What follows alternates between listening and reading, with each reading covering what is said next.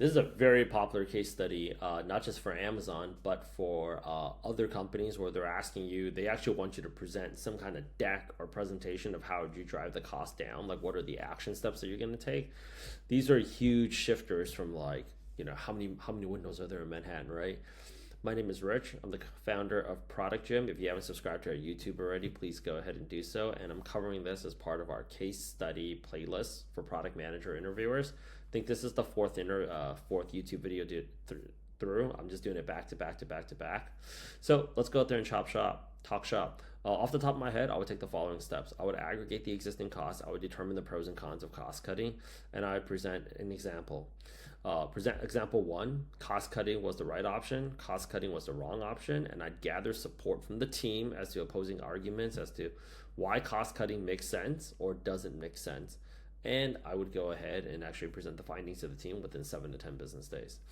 Off the top of my head, forgiveness statement is something that I've been covering in the previous videos, and if you watched it from the very first video, you would understand why. I would aggregate the existing costs. I would determine the pros and cons of cost cutting, because there are times when cost cutting makes sense and there's times when cost cutting does not make sense. And it's about whether or not we are cost cutting in the right way.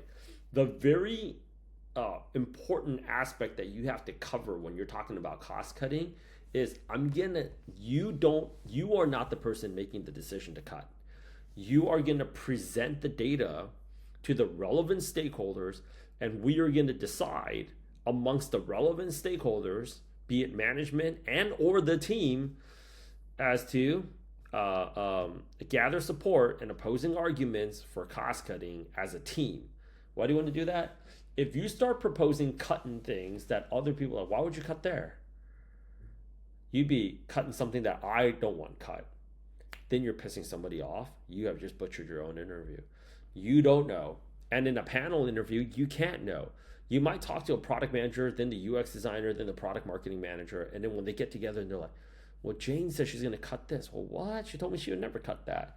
You can't do that. You don't even want to do that on the job too. This is something that I've been reiterating over and over again. Start talking to these people as if you're already working there. You exponentially increase your chances of working there. That's why we have all these testimonials of multiple offers, right? So you want to let them know, I'm going to do this. I'm not going to decide what to go out there and cut at all. You want to be very careful as you're even saying that, because cost cutting, then we start talking about layoffs really fast, right? You don't want to do that. I would gather all the data as to whether or not cost cutting was the right option or the wrong option. I gather all the data, present it to the team, gather both sides of the arguments within 7 to 10 business days. And then from there, make a decision as a team. What are we going to get rid of, and how are we going to get rid of it? More importantly, it's the schedule. Okay?